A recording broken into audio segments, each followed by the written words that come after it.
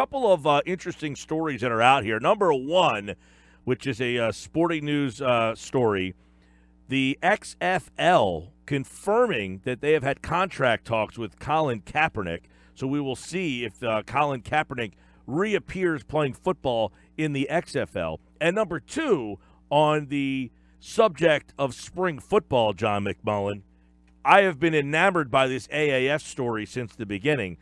And with all the problems that it has had, the ratings have gone up, and I think they've gone up pretty substantially. You know, they went from 425,000 viewers on NFL Network to 500. They had almost a 100,000 person jump in the ratings. So it appears that the AAF is catching on.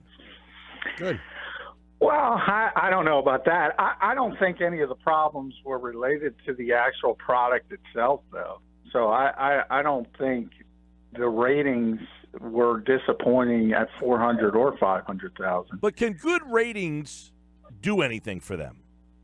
Or is it like as you move down, they can't do anything right now because they've already agreed to the TV deals with CBS and TNT and NFL Network and their barter deals. So they're not generating any revenue. So whether the ratings go up or down doesn't affect the bottom line. That's the more important part of the equation for the AAF. But if they're good, then it gives you potential to negotiate down the line and actually get paid for the product and say, look, we have a history.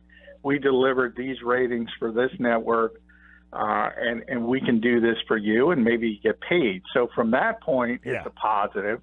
But standing still right now doesn't matter. Right. It's not going to help them out in the predicament they're in currently. But if they can continue to build this at some point a year or two down the line, they might be able to visit their television situation. Yeah, no question. I mean, live sports are the only thing in television. And I've talked to a lot of people in that industry that they are willing to pay substantial fees for any long. Everything else is dropping from a rating standpoint, and even things that are highly viewed, a lot of people DVR them and zip right through the commercials, and that impacts the ability to generate ad revenue. And TV people look at live sports, particularly the NFL, but also the NBA playoffs, as sort of the only DVR-proof thing left, where people will sit and watch, and they're not going to hurry through, or they're not going to DVR it because they want to see it live, and they want to be involved as it's happening. Yeah, and I wonder if we look at the AAF real quick again, John, and know that the XFL is coming and that these leagues aren't meant to be competing with the NFL, more so filling in gaps in time in which we don't have National Football League action.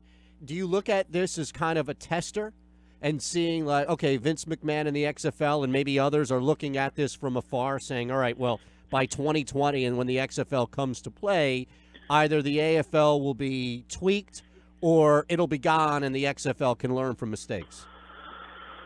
Well, I mean, the XFL hopefully learned from their mistakes the first time, but that was a long time ago. Right. I don't, the XFL and people around the XFL are claiming they're going to have a significant television deal is what they have called it.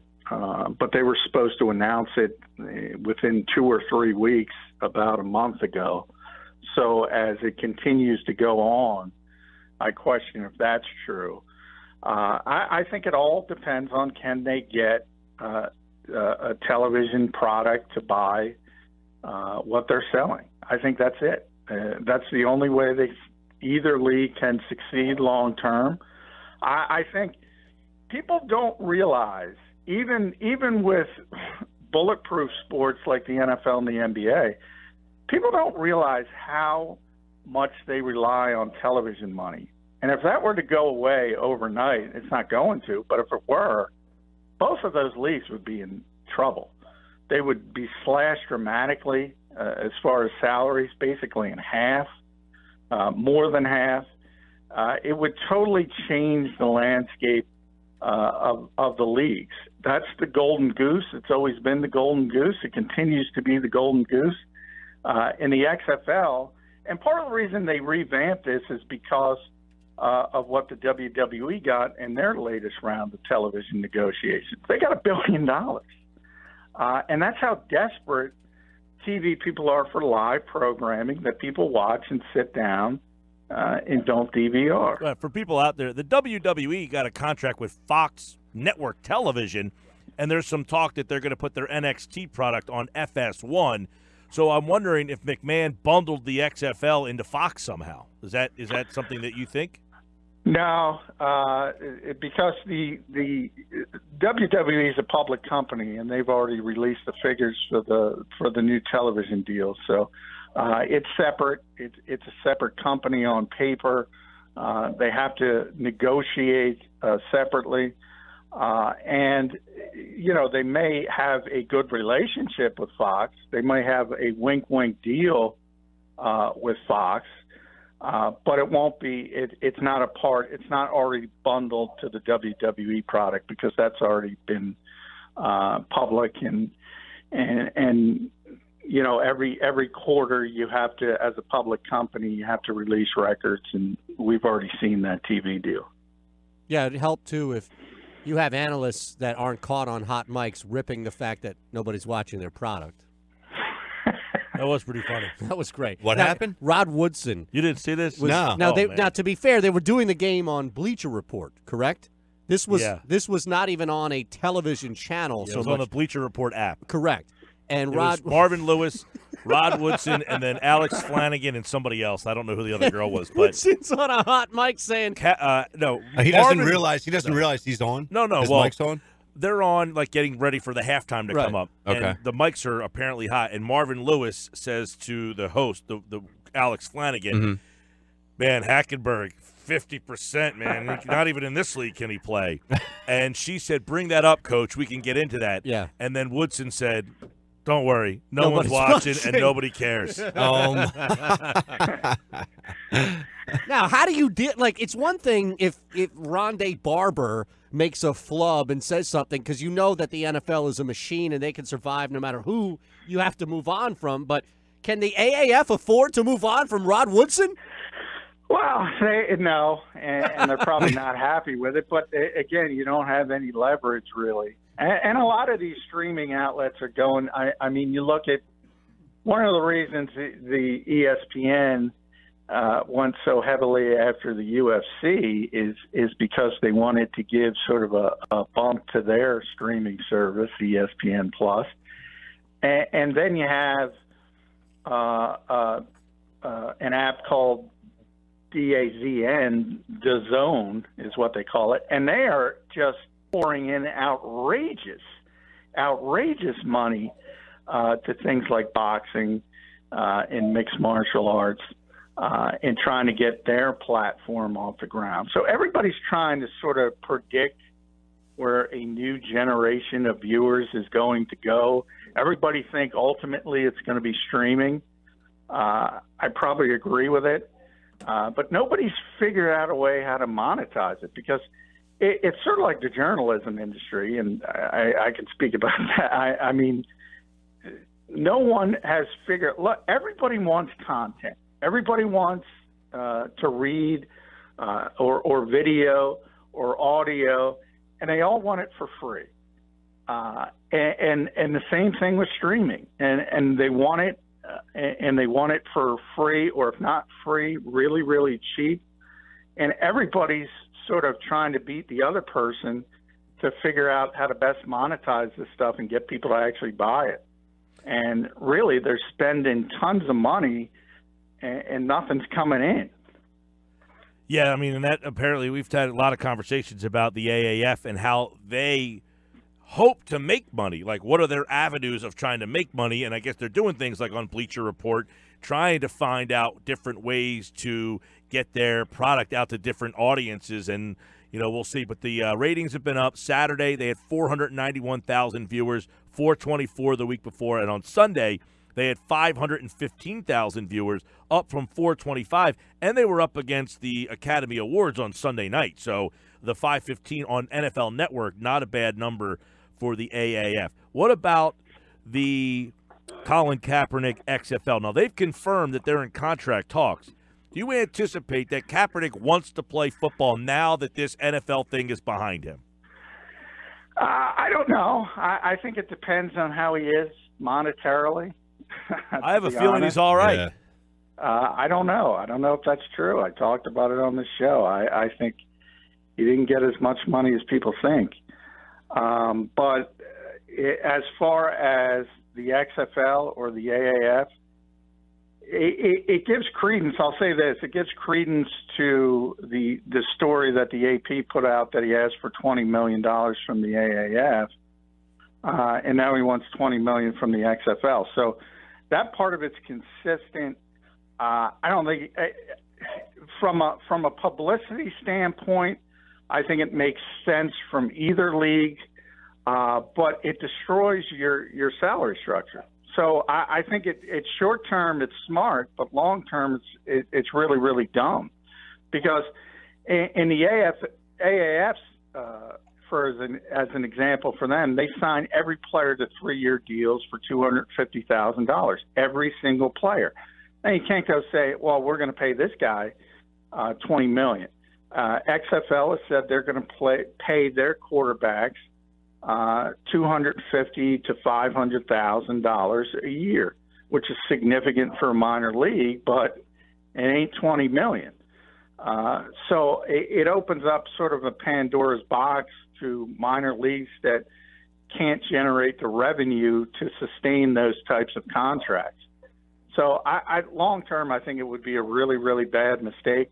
And the second part, when Vince McMahon announced the new XFL, he said he would force all his players to stand for the national anthem. That was one of his selling points. So how does that play into it as well? To me, it just doesn't make a lot of sense for either league. John, I haven't really thought about this until we just got into this discussion with Kaepernick going to possibly either of the leagues, but doesn't that salary structure put a ceiling on the type of player they can get? Like it at first, it made a ton of sense for me, but now you can't get a good player who's out of a job or anything like that. You're only going to get the Joe Schmo who's completely washed up or is not talented enough to be in the NFL. Yeah, and that's why I think the AAF has a better plan. They admit essentially they're a feeder league, they're a developmental league, and the issue becomes, will people support a minor league? But they have no visions of competing for upper-tier players. The XFL, we don't know, and it's a wild card because of the guy who owns it. There's been some talk that they would try to take younger players who don't want to go to college and give them an avenue, talented guys who don't want to stay for the 3 years out of high school before the NFL draft. And obviously there's talk of guys that fall through the cracks like Kaepernick or somebody of that nature. But I don't think even if they do that, it will ever become a USFL, which had legitimate superstar players. Jim Kelly and Steve Young and Reggie White and Hall of Fame level players, and was actually trying to compete with the NFL. Neither of these leagues are trying to compete with the NFL. Be a great league with Kaepernick, Manziel, Tebow. What other quarterback is out there that fans always cheer for when something goes wrong with their team? Well, I think it would create. Those three names would create quite a buzz if you could get them. Tebow has already said he wants to focus on baseball, so he's kind of done with football, and I think. Yeah, but Tebow wouldn't last long because Tebow's just not a good quarterback. Manziel can do a couple of things. Kaepernick, I still believe, is somewhat good at the position, but Tebow was never a good NFL quarterback. No. He was atrocious. Anybody who's been at the NovaCare complex knows there's sort of a shrubbery surrounding the whole complex, the practice field, so the public can't see in. So I've been going to Eagles practices for I don't know how many years now. I've only seen one quarterback sail a ball over the shrubs. Guess who that might be? That's Tebow. Pat Ryan. That's correct. That is correct. Jeff Kemp. I mean, I remember that preseason game in which Tim Tebow had not one but two guys wide open in the end zone, but because he did not have the presence of mind and ability to make the throw from 3 yards out, he selfishly, and I don't mean Carson Wentz selfishly, I mean in the sense of like Eitan Shander selfishly, tucked that ball and ran it and got stopped. I'll never forgive him for that. Did you have money on that game? I did. I bet preseason football, and I lost. Yikes. Yeah, I don't know if you can be selfish in fourth quarter preseason football. You're out for yourself in that situation. Well, it backfired then. He should have just made the throw. He got cut. Yeah, and that's the thing. I mean, I don't think, Johnny Manziel obviously has hopefully. He's washed up. Yeah, I mean, he kind of, ran his body through the ringer. I don't know if he can physically come back and play. Kaepernick, it's been so long. I think people – let's be honest. You have two camps with Kaepernick, and they both think they're right, and they don't move an inch, and they're both wrong. Could he have been a solid backup quarterback 2 years ago in this league? No question about it. Can you sit out 2 years and assume that he's going to be the heir apparent to Tom Brady like some people think? It's ridiculous. I think if you see any of these quarterbacks, Kaepernick, Manziel, Tebow, in the XFL or the AAF, you're just going to be disappointed if you expect something spectacular. John McMullen at JF McMullen. Look at a couple of quick NFL stories. By the way, this one should be the surprise to no one that Randy Gregory has again been suspended for violation of substance abuse. Yeah, you kind of knew it was coming.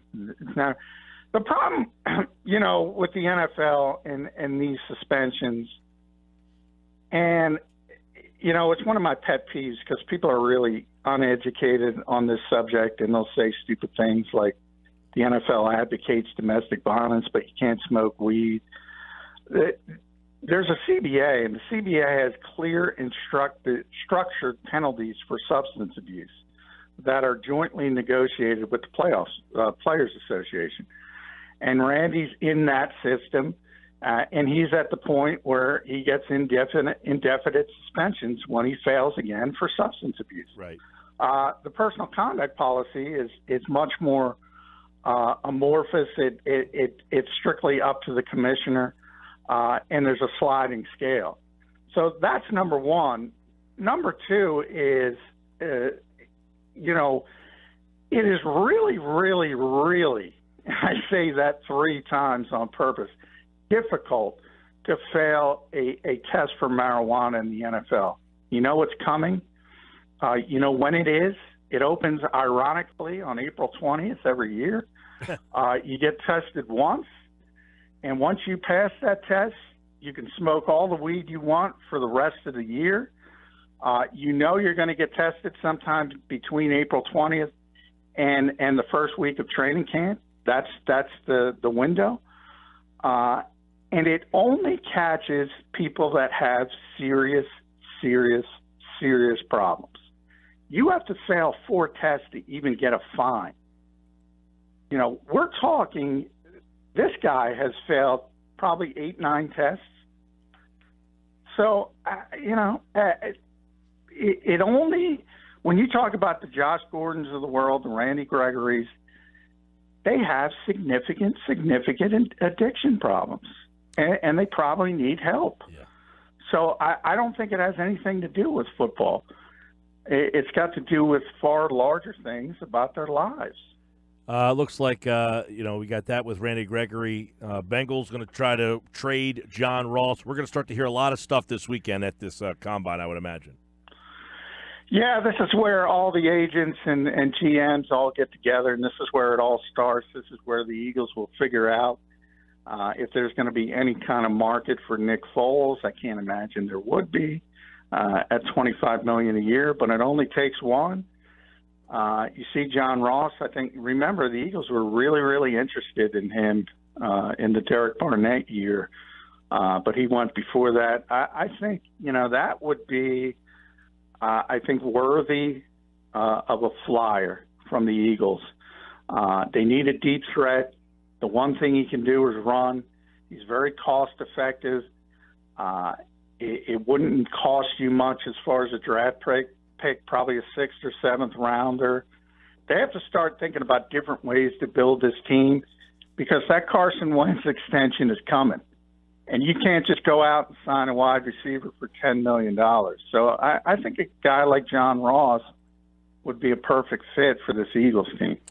He's John McMullen. We've got plenty more on the NFL as we get closer to NFL free agency, and you can hear it right here. By the way, go to the website right now, 973ESPN.com, where John writes a piece on a possible running back that could have the Eagles' attention at this week's Combine. For more, go to 973ESPN.com. John, take care, pal. Hey, take care, guys.